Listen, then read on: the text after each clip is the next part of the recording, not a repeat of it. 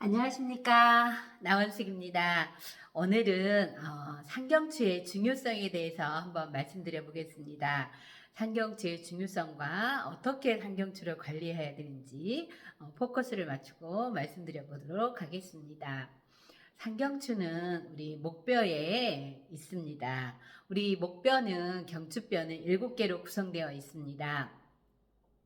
그래서 목뼈 사이사이 디스크가 존재하고 있죠. 디스크는 충구역을 완충시켜주는 그런 역할을 합니다. 그래서 뼈와 뼈끼리 서로 부딪히지 않고 충격에 흡수할 수 있는 이런 역할을 하는데요. 상경추는 1번과 2번 뼈를 상경추라고 합니다. 경추 1번 뼈는 아틀라스라고 해가지고 이렇게 도너츠 모양처럼 생겼습니다. 환추 모양. 그리고 2번 뼈는 아식스라고 해서 도너츠처럼 생겼습니다. 축추뼈라고 합니다. 그래서 1번 뼈가 2번 뼈가 이렇게 찰크닥 맞아 들어가는 그런 형태인데요. 그런데 중요한 건 1번 뼈와 2번 뼈 사이에는 디스크 물렁뼈가 없습니다.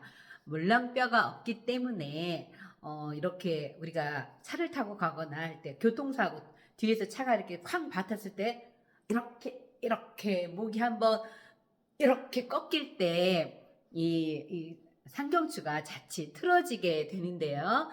상경추는 디스크가 없어서 한번 틀어지면 원래대로 돌아오는데 시간이 많이 걸립니다. 회복하는데 좀 어려움이 있죠. 그래서 이 상경추가 틀어지게 되면 문제가 생기는 것이 7가지가 있습니다. 굉장히 많이 있습니다. 차근차근 하나하나 설명드려 보도록 하겠습니다.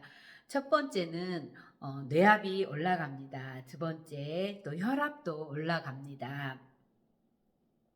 세 번째 림프순환에 영향을 미칩니다. 네 번째 640만 주의 신경의 흐름에 문제가 생깁니다.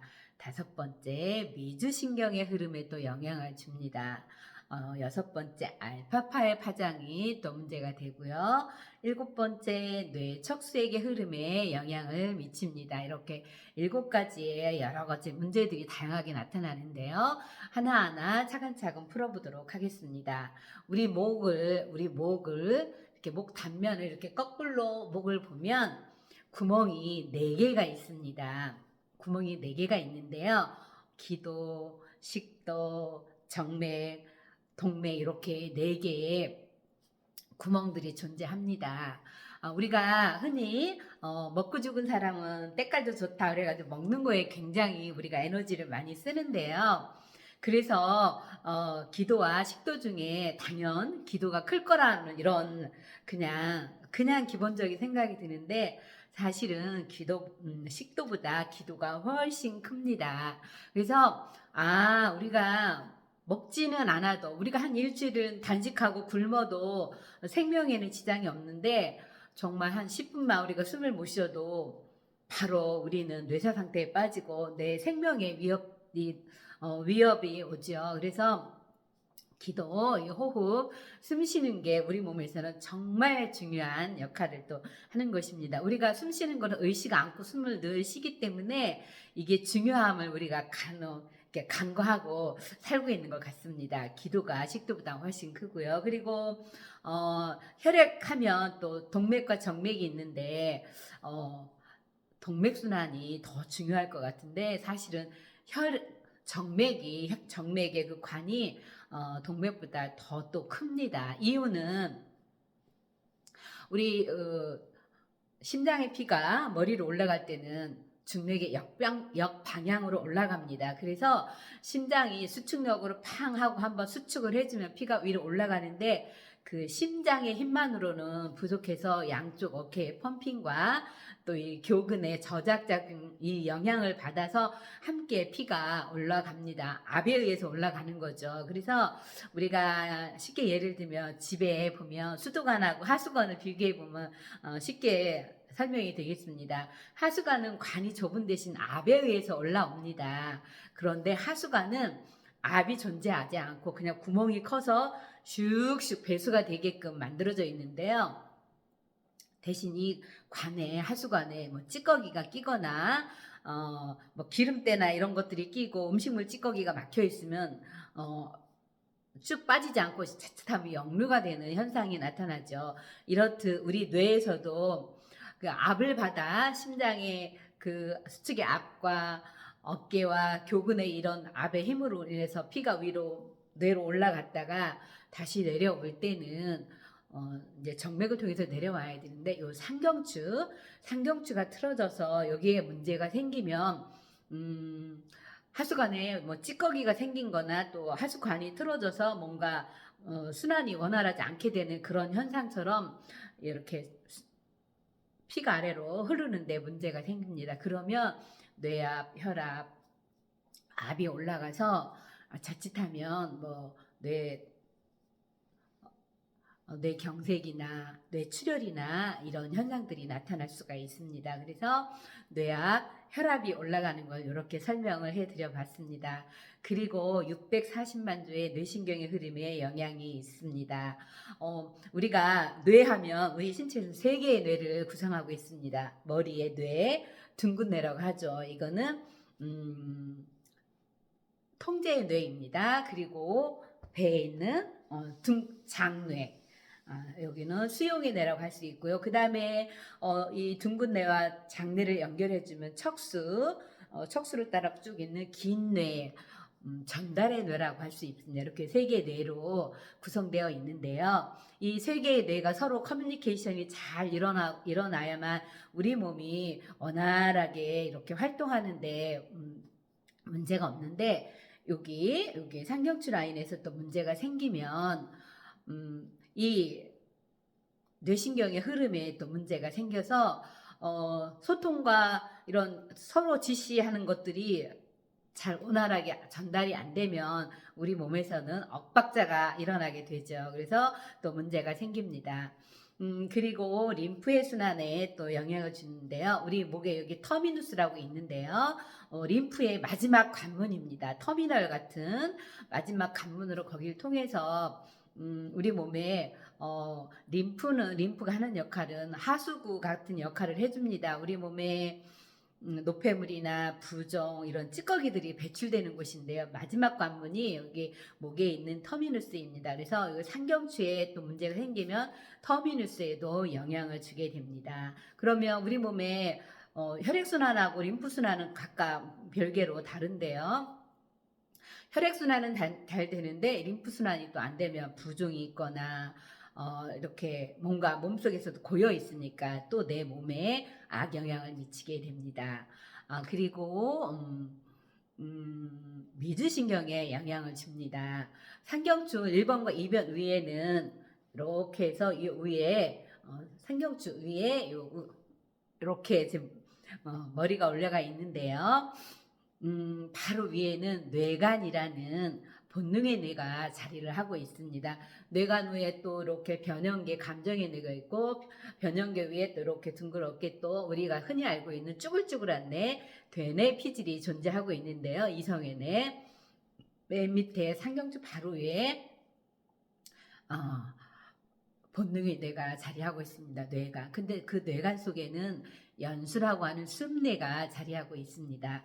여기에서 우리 내장기들의 뿌리, 내장기들을 신경 지배하고 있는 미주신경이 미친 듯이 이렇게 목에서 나와서 전면으로 흘러서 장부들을 지배하게 됩니다. 그런데 여기에 또 문제가 생기면 우리 장부들이 제 기능을 못하게 됩니다. 그래서 이렇게 미주신경에 영향을 주고요. 그리고 알파파의 파장이 또 거기를 통해서 상경추 통해서 그 아래로 내려오는데 알파파의 파장은 치유의 파장이라고 합니다. 우리 몸이 혈액이 한 싹을 쫙 돌고 장부에 또 피가 한 싹을 쫙 돌고 나면 우리 몸은 그냥 살아가는 방향에서 살려내려는 치유의 반응으로 이렇게 돌아서는데요. 그 에너지를 관할하는 곳이 여기서 알파파의 파장이 거기서 나옵니다. 그래서 이 알파파의 파장도 내 몸 치유에 굉장히 중요한 역할을 하게 되겠습니다. 7번째는 뇌척수액의 흐름에 영향을 줍니다. 뇌척수액은 이 머리에서 생성이 돼서 제3 맥락종에서 만들어진다고 하죠. 해서 이 척수를 타고 쭉 내려서 꼬리뼈까지 내려와서 이렇게 순환을 하게 되는데요. 바로 이렇게 상경추위에 뇌관 부위에 제4 뇌실이 존재합니다. 그래서 요 제4 뇌실에 또 영향이 생기면 뇌척수의 흐름에 문제가 되겠습니다.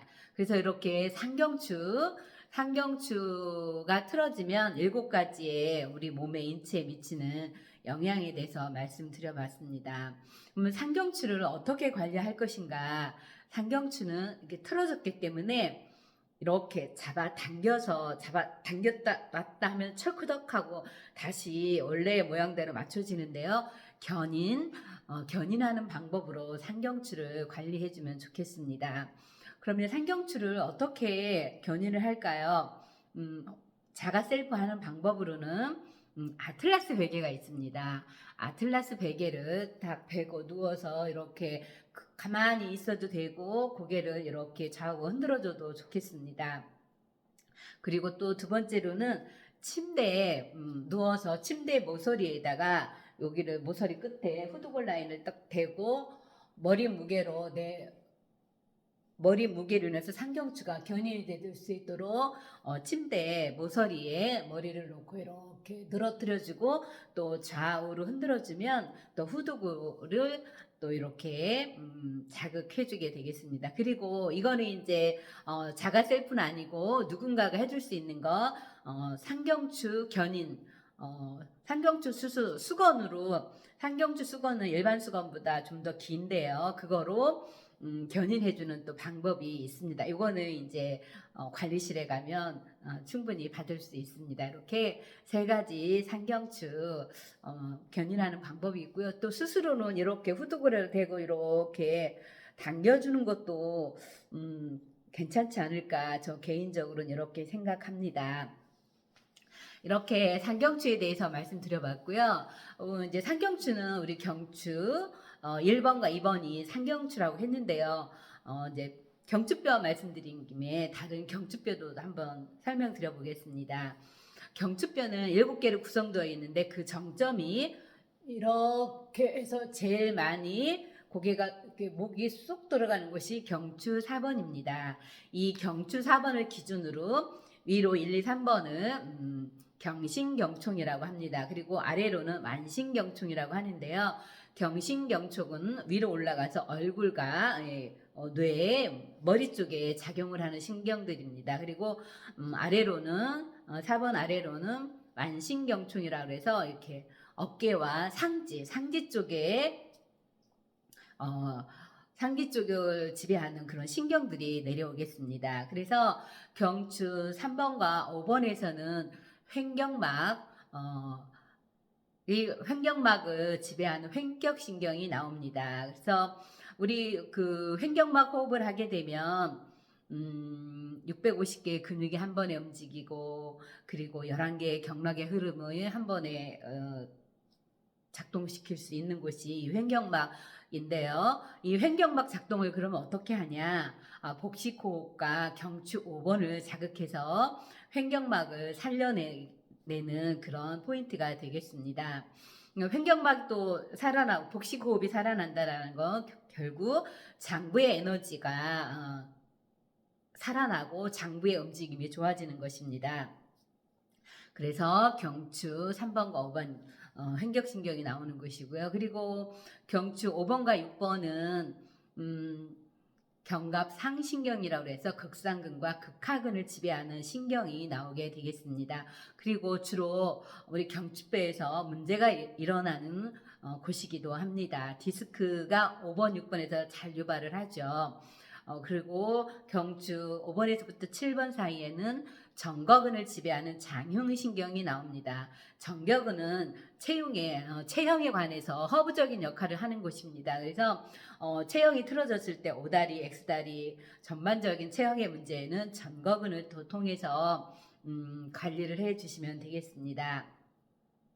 그래서 이렇게 경추 그리고 경추 5번은 상진 쪽 모든 근막들이 한 달이 딱 걸치고 경추 5번에 걸려 있습니다. 그래서 경추 5번의 관리가 굉장히 중요합니다. 그리고 로백 반응이라고 해서 이 경추뼈와 꼬리뼈는 서로 연결이 되어 있어서 경추가 틀어지면 꼬리 쪽 문제까지도 다 연결이 됩니다. 그래서 이 경추뼈는 우리가 이렇게 흔히 지퍼를 입는데 단추로 된 옷을 입을 때 위에서부터 똑바로 잘 끼워져야 아래까지 잘 맞는데요. 이 상경추가 Y 셔츠 단추의 첫 단추라고 생각하시면 되겠습니다. 그래서 여기가 바르게 서 있어야 그 아래쪽으로 잘 바르게 중력선 안에 들어가는 역할이 되겠습니다. 이것으로 상경추에 대하여 말씀드려 보았습니다. 감사합니다.